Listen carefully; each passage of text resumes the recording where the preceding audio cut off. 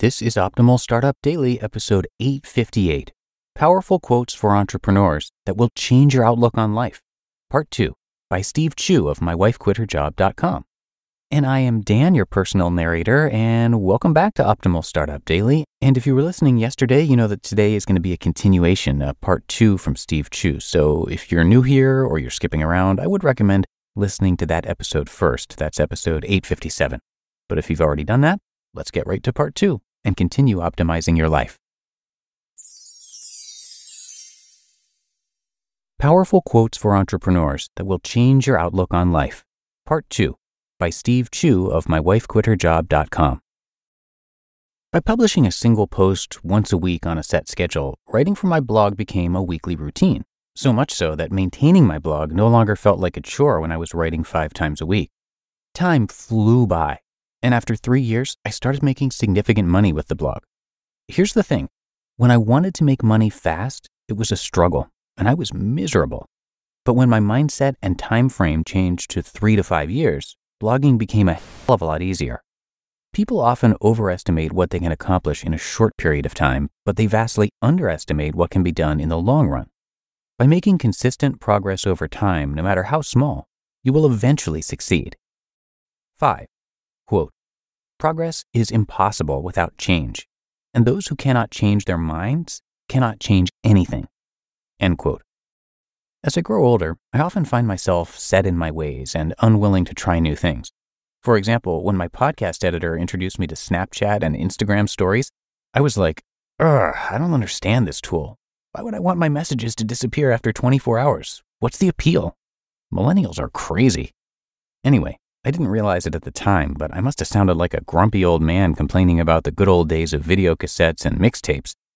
The reason why most businesses fail is because they fail to adapt to new technology and trends. Microsoft used to own personal computing and desktop software before the world transitioned to mobile. Similarly, the field of e-commerce is constantly changing. What worked 5 years ago no longer works today, and you have to keep up with technology in order to thrive. So today, I make an active effort to fight my crotchety old self by keeping an open mind and forcing myself to try new things. There's always a better way to do something. 6. Quote, if you put everything off until you're sure of it, then you'll never get anything done. End quote. I don't like to fail.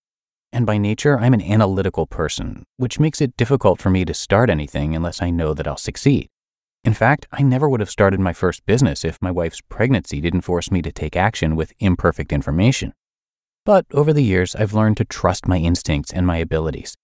You don't have to have everything figured out from the start because you can make changes along the way. When my wife and I launched our store in 2007, we changed our target market and product positioning several times before focusing on the wedding market. I launched my online store course with no content at all, which forced me to figure out the curriculum on the fly. In my limited entrepreneurial experience, I've come to believe that any action is better than no action at all, and it's sometimes better to turn off your brain completely. Business is unpredictable, and the only way to know the outcome is to make a small, calculated bet. 7. Quote, the trick is in what one emphasizes.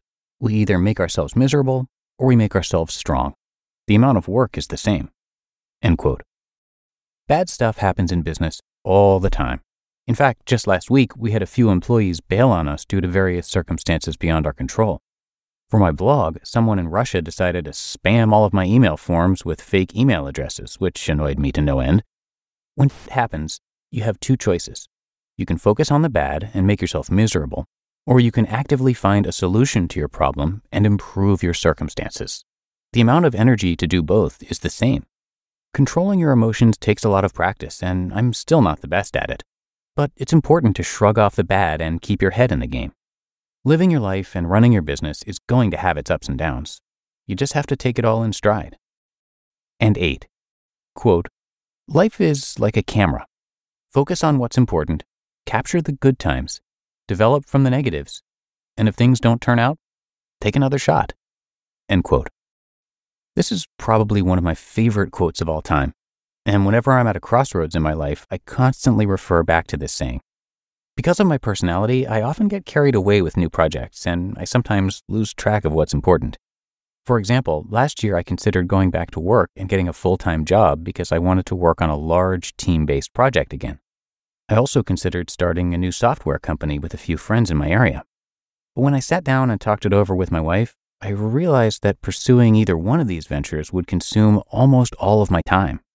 I was reminded that we started all of our businesses for one main reason: to spend more time with family. So right now, my focus is with my kids, and I'm really enjoying my time with them. In fact, I'm coaching my daughter's basketball team again next season, and possibly volleyball as well. And I want to take advantage of this age when they actually want to hang out with me.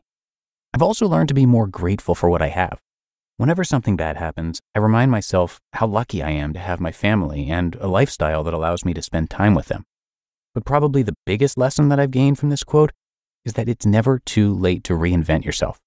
For over 20 years, I was an electrical engineer, and I never would have dreamed that I'd end up as a blogger and podcaster.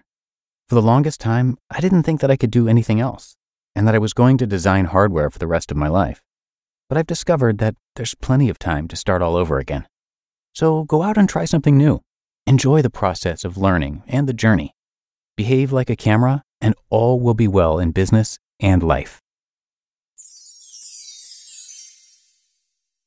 You just listened to part 2 of the post titled Powerful Quotes for Entrepreneurs That Will Change Your Outlook on Life by Steve Chu of mywifequitherjob.com. Inflation is running rampant, supply chains are clogged, and the labor market is tight. What does that mean for margins? You might not know. And if you don't know your numbers, you don't know your business.